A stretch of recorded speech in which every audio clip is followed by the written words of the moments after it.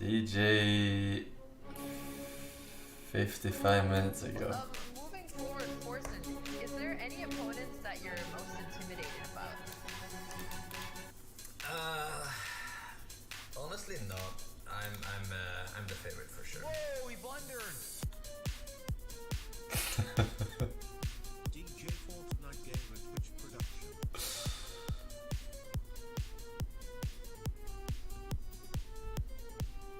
Whoa, he blundered! What the hell is this move that he was talking about? How is this checkmate? Can someone explain to me how this is checkmate in one?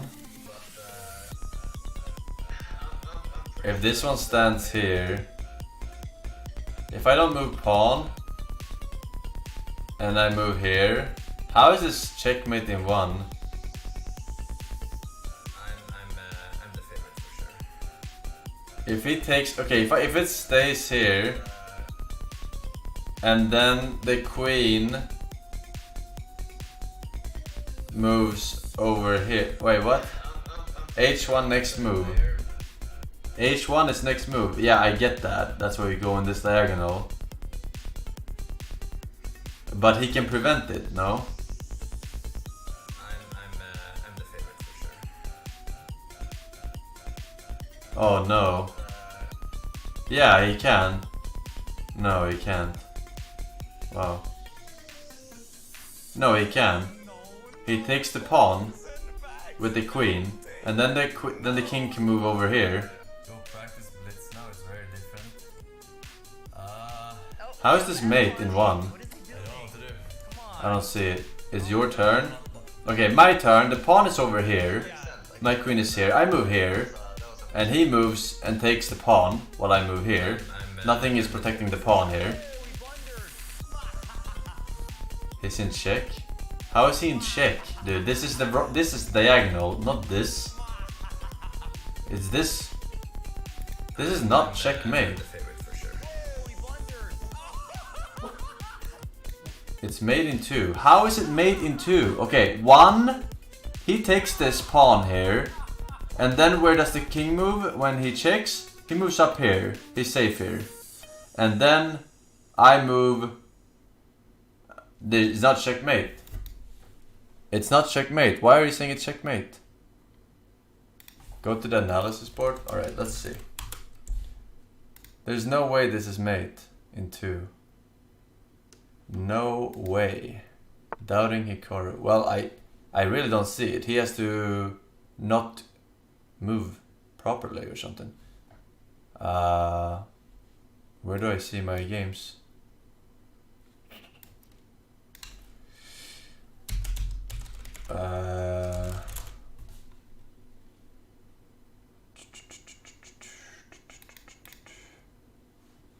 Alright. Was it game 1 or 2? It was game 1. Alright.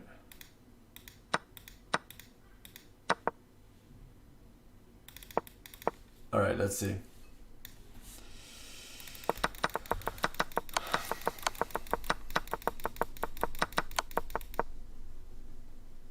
Who the fuck is this?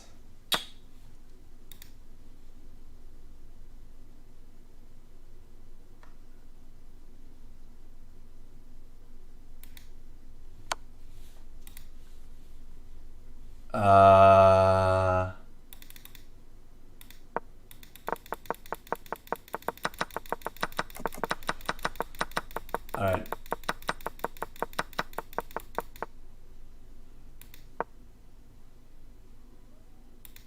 Alright, here's the blunder. Wait, why the fuck is this not analyzing? Alright.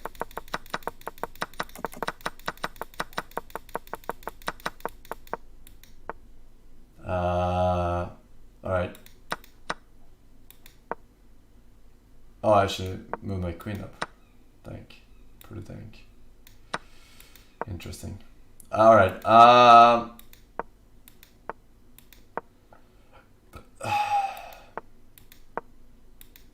Alright. Computer. How do I do this? Alright. This is best.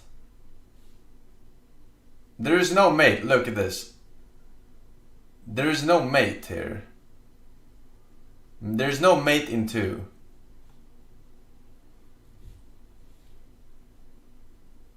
Move the queen. Alright. And now, what does he do? What is his best move? Take the pawn, like I said. Exactly what I said. I move here. Wait.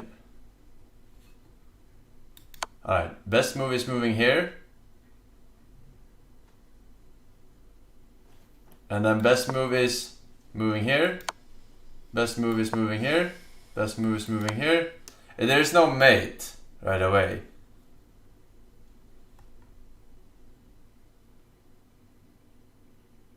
You had your horse on e3 when Hikaru was saying that.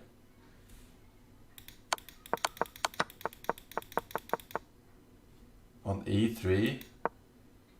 It's funny considering I never had my horse on e3 ever in this entire game.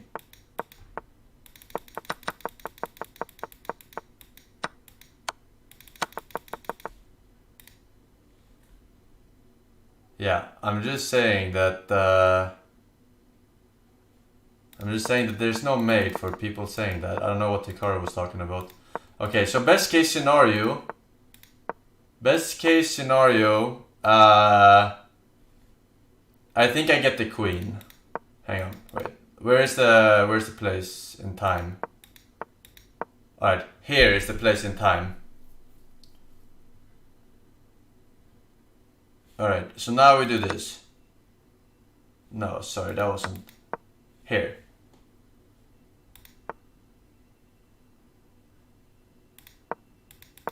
Okay, this is when he wants me to move here. Like, this is excellent.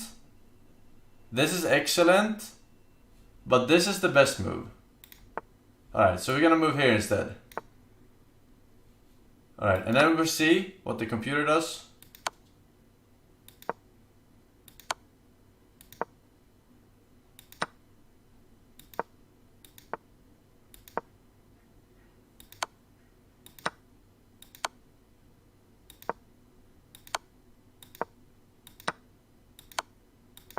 I mean, obviously it's a win, but there's no mate. I don't see the mate.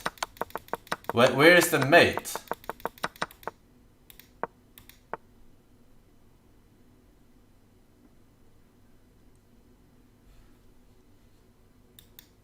There is no missed win. There's no missed win. So, there was no mate. There isn't one. Chat is retarded. Yeah, I don't see...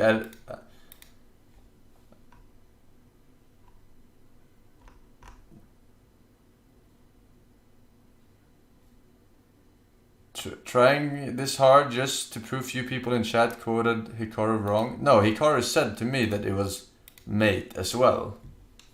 But there is no mate. There is no mate. You can tell here that there's no mate in whatever if I move the queen like this.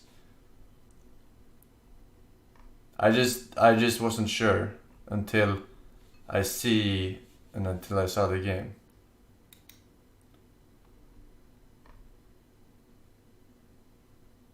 You need to move the horse to e3 instead of bishop. I'm not sure.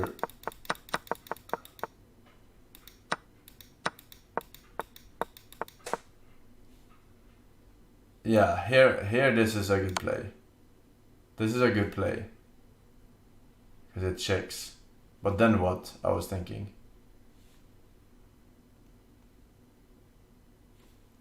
What does it do?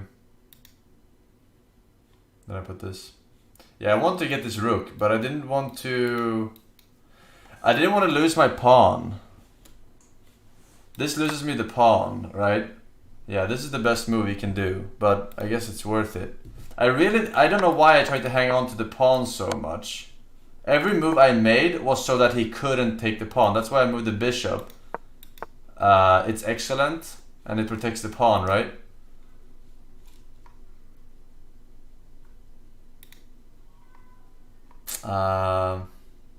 Watch. agadmator analysis of your match. Agadmator. Oh, it's this guy.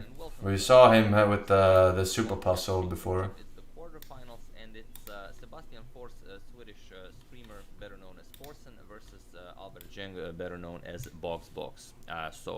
Forsen from the Hearthstone and StarCraft community against BoxBox, who is well known in the League of Legends community, especially for his expertise in Riven. And several years ago, when I was playing League myself, I did enjoy a lot of Vacuum, Conky, Nero, Boys Serpy, thank you boys. Was really Sue Green and Rage Funky. How he handled the Riven. So I'm very glad to check out one of his games. And also, I would just like to mention that Huga released another chess video, and this time it's a bit different because the lyrics were written. Matt, do you think it was 2 years, so man? The link to the video will be in the description below. First thing you'll see, do check it out. Enjoying the badge, dude. And now, can I get a cringe face from a tier sub? Yes, sir. FeelsOkayMan clan. And we have E5, and this is a very interesting game because it features something that always happens in beginners games. I'm not talking about blunders. I'm talking about a very specific. Well, you'll see what I'm talking about. We have e5 and knight to c3 now. Albert goes for the Vienna game. We have bishop to c5 and also known as the Anderson defense, and now g3. He prepares to fianchetto his light square bishop, which is a bit of an unusual move order, but if it works for him, why not? Unusual means bad, which is what I said. Preparing to castle, and the BoxBox goes for h3. He takes away. And look at this! Look at these pawn moves. Like how am I insulting him? I'm just saying that this build order is bad. He's playing white and he's wasting all these fucking moves for nothing. It's like I cannot move my horse here anyway. You have a queen here. You don't have to have double defended fucking g4, right?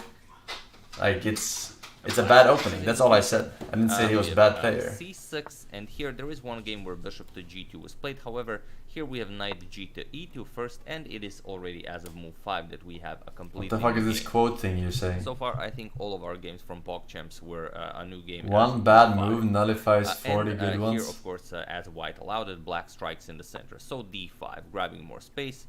Yeah, that's literally the name of this fucking game, dude. So e captures on d5, c captures on d5, and bishop to g2 now. Again, developing the light square bishop, preparing the castle, putting pressure on the d5 pawn, and so on. So black advances it to d4, kicks away the white knight from c3, knight to e4, and here we have a captures. So captures, and we have castles by black. And now black has an extremely strong center. f5 will be an idea. Yeah, you see this? I'm playing black, and I'm way up here so after opening versus white. BoxBox offers the h3 pawn here, which is very interesting. However, by going after the h3 pawn, you leave your b7 pawn defenseless. So here black calculates well. He goes for bishop captures on h3. We will swap off rooks. We have bishop captures on b7. Bishop captures on f1, and now not going for the rook right away, but first queen captures on f1, as the rook is not going anywhere. You can always capture it on the next move. So knight to d7, trying to get rook to b8, and of course now he captures it. We have bishop captures, queen captures, and now queen to g2. The material on the board is equal, and white feels that... Wait, I have to check what is the best move here. I actually wasn't sure. Where do I move my queen in that scenario if I don't want to trade? This is an inaccuracy. What is best? QC8? What is QC8? Oh, you want me to move it here? Alright. I actually didn't know where to move my queen. His position is a bit open, that he should be better off if the queens get traded off. And he is correct. So black declines this. He goes queen to d8. Black prefers to keep the queens on the board. And now d3, preparing to develop the dark square bishop here. So f5, and it's not all that easy for white to develop the dark square bishop. So here BoxBox tries f4. Of course, he wants captures and captures, so his bishop gets developed to an active square. However, here we have a very interesting move, e4, and the point is, and basically why I've chosen this game, as it's a very instructive for beginners, this occurrence that happens. D captures an e4, and here F captures an e4, and now there is a better move than just recapturing with F captures an here. Instantly, and I believe Forsen was going instantly for move this. it up. However, Forsen was going for this, and only after captures he was then planning to move the pawn to d3. However, d3 right away should just win the game for black, as it's check and you lose the knight here. However, he played, instead after d captures an e4, he played f captures an e4, and this is something that happens a lot in beginners games. Something, I believe the term is auto capture. Like if you hear a capturing sound, or if you're playing over the board and someone captures your piece, you automatically recapture. You want to regain material balance. However, more often than not, there's like an in-between move, an Zug, which you could go for. So here, instead of automatically recapturing, there is the d3 that just wins the game. And okay, Forsen recaptured right away, and now point is the same. If queen captures d3, does go for the check and threatens the knight. However, the queen will then be, well, I don't disagree. Show it just captures. I was saving it for just blocking this with the knight, or you could go for bishop to e3. Which I don't know. challenges the bishop. However, but I had it in my arsenal however, the whole time. Here after f captures Hello, e4, Mr. we have Force. king to f1. I am calling Both today to things let you out know of that d3 is even a despite pretty your big loss threat, so he yesterday, gets his king out of the way. and I were very So, impressed. knight to f6, Even though you now the lost knight is now to a coming cardboard to box. g4 from there to I am e3, proud and so of on. you, It Mr. will be a Force. very dangerous piece. I am proud. And BoxBox I am still needs proud. a way to develop Thanks. a light square bishop. So he Thanks. goes b3. He wants to maybe develop it through this diagonal. And now d3. Forsen now pushes his d pawn, and it does create a pass pawn. So captures, the passed d pawn has been created, and it's an extremely strong pass pawn. So knight to c3, and now that the knight is on c3 undefended, he goes for bishop to d4, just attacks it. So he forces white to defend it. We have bishop to b2. Bishop to d2 might be a bit more precise, as you also block the d pawn, which could be very important. But okay, bishop to b2, just blocking, and now knight to g4. And now you can, I'm pretty sure you can feel that black's position is really overwhelming. There's not all that much white can do here, and this is, well, this is just a wonderful pass to d pawn. So here, and also there's just the threat of knight to e3 check, which would pick up the queen. So BoxBox picks up on that, and he goes queen to d2, not allowing this to happen. And now there are a lot of moves here you can play. You could go knight to e3 check, queen to a8 is a nice idea. Going for queen to h1 also possible. But first bishop to e3. Forsen kicks away the queen, and he makes room for his pawn to be pushed to d2. And now we have queen to d1, and now another thing that often happens in beginners games. You've attacked your opponent's queen. He moved his queen, but you don't often expect him to move the queen with any deadly purpose, with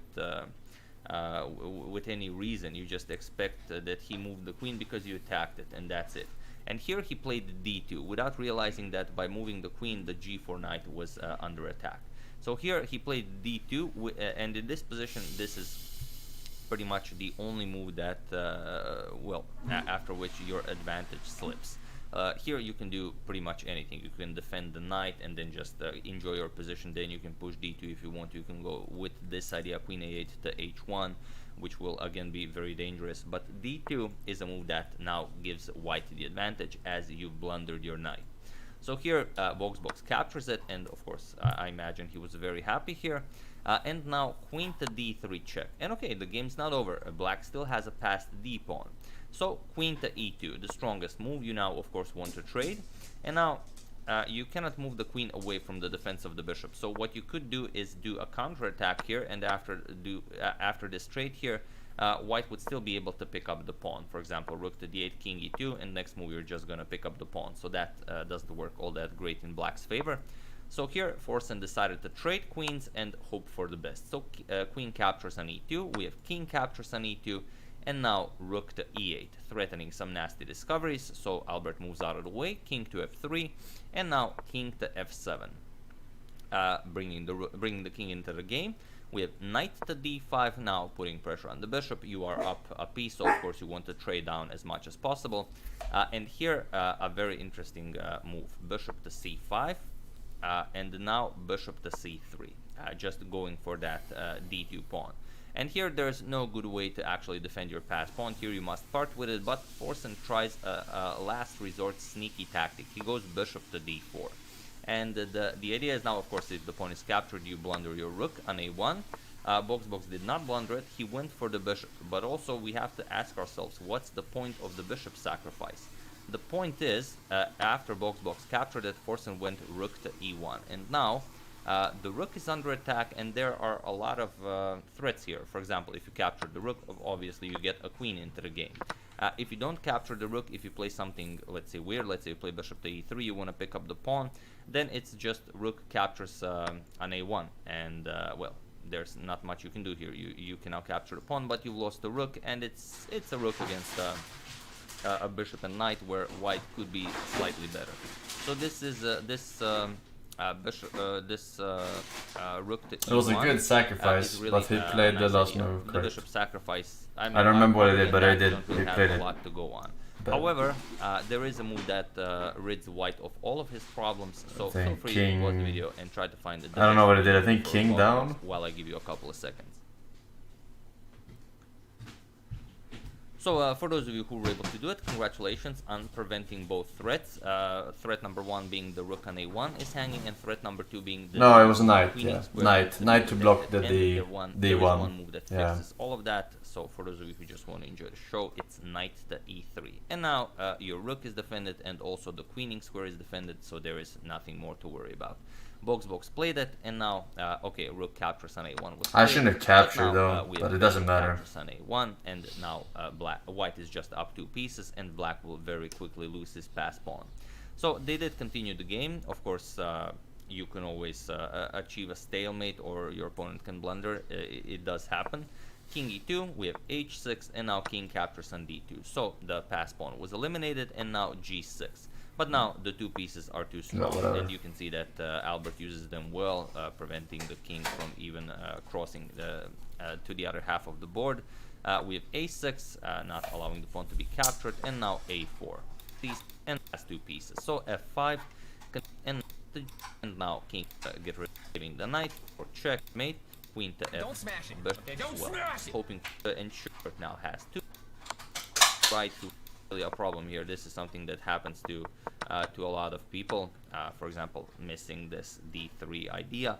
However, it was completely helpless. That queen moved really without any reason. However, the knight was under attack, and then he's in control, and he was better for the rest of the game. So, that's Unlucky. of their match from the quarterfinals. Unlucky the horse was standing exactly on that square. Equalized the match, and Out of then all the match squares. the tie breaks, and the tie break match was won again by BoxBox, who went for the exact same line of the Vienna, and he was victorious. So he wins the match, and he goes to the semifinals. And I don't know if I will be covering any more games from the quarterfinals, but you'll see once we reach the semifinals, how the intensity and the quality of the games will drastically improve as well. Then we already reach 1,300, 1,400 players, 1,600 players, and it's already like this was without that miss after queen to d1. This was a very instructive game that black played. But yeah, that's basically the game. I do hope you enjoyed it. I would like to thank Christopher Clark, Emmanuel Alfonso, John Tatterstill, Matthew Alden, and Tobias Kepler for your contribution to my channel. Thank you a lot. I really appreciate it. As usual, you can check 2 of my previous videos here. Thank you for watching, and I will see you soon, continuing the coverage of the PogChamps, checking up on your wonderful suggestions, and whatever else happens in the chess world. Thank you all. I will see you soon, and have an excellent rest of your day. The fly. Kill him. Yeah, kill him, Pippa. Instructive player. Yeah. I played so good up until 1 blunder. Like literally quote of the day, dude. 1 mistake fucks over 40 good moves. Fucking Christ. I was like, oh my god, dude. It's because you didn't play puzzles. It's because you mean I couldn't finish it out. I couldn't finish the game out because I didn't play puzzles, is what you're saying. I mean, it's not the same thing. It isn't. Puzzles, like, you have no time pressure during puzzles, but you want to make your opponent have as little time as possible.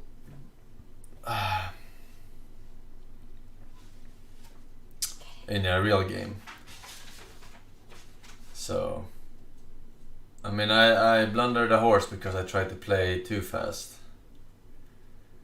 And he was playing, here's the thing, he was playing, in that scenario he was playing some suboptimal moves. That loss was more heartbreaking than it was for you. I just smashed my screen and went to sleep after that blunder. Yeah. I was thinking like in the last situation, I was thinking about the best place he could move, but then he moved to another square that wasn't the best place, and then I had to rethink every time, and then I lost my train of thoughts when you have to rethink the variations in the end there, and then I lost the fucking horse because I didn't calculate him going back to the white square. Yeah, pretty much. For legendary excuse. Legendary! I'm just saying, I like to calculate his like best moves where he doesn't lose anything. Like sometimes it's 2 moves, sometimes it's just 1 move. And then I get fucked. Get fucked. It's fine. We are fine. I played good, dude. The engine says accuracy first game 88% from me, 75% from him. Second game 97.3 accuracy. Basically a living machine, dude. Skynet, motherfucker. And then he played some fucking weird opening, and I had to fucking freestyle as well. Carl Khan. With fucking 97%. 97! What about the third game? I don't know why the third game is not showing up in the match history. No idea. Maybe it's only showing rapids. Ah yeah, okay. Now the third game was just like going into the third game, I knew that none of us would be able to win really. Like even if you're ahead, none of us would be able to win. Or I certainly would be able to win with black in the time frame. So I was just hoping that he would run out of time. I was just playing as fast as I possibly could, and tried to make him run out of time.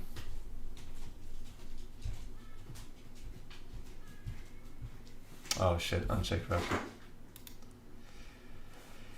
But obviously I blundered like multiple pieces. Because it's harder as black. No preparation. Dying in Minecraft and Terraria instead.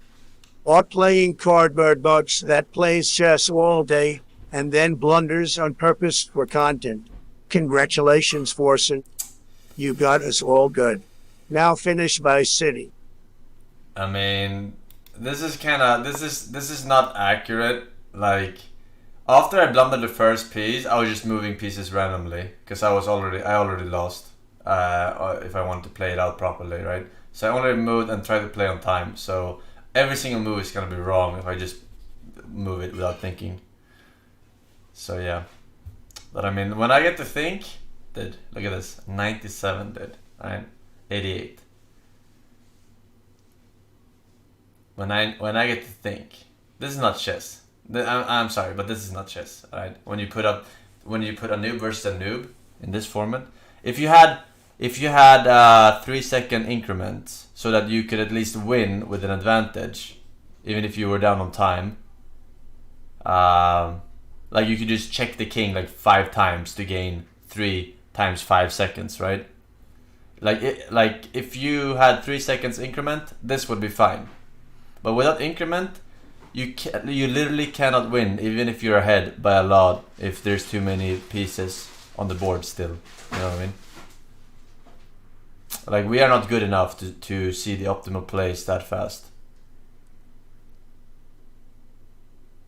92, yeah, that's what I'm saying. He's playing solitaire as white, right? He has an opening that it doesn't matter what I'm doing. He's just gonna do the same thing every time, right? He's gonna fucking build a little house with the bishop. He's gonna move horses. Like, it's just like, he's playing solitaire, dude. And I have to fucking react to his shit, right? Oh, he's attacking this pawn now, and he's attacking this pawn now. I have to block it, which is the best way to block it. How many attackers does he have? How many defenders? Just saying. It's a terrible bracket to have in a beginner tournament. Should definitely have increment so that you can just move at the end if you're winning. Like check him while you're thinking, like with a horse or with a bishop or something, like check. Even if it's useless checks, you can still get the time and then get a win.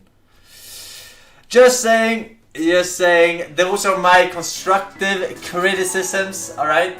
Constructive criticisms.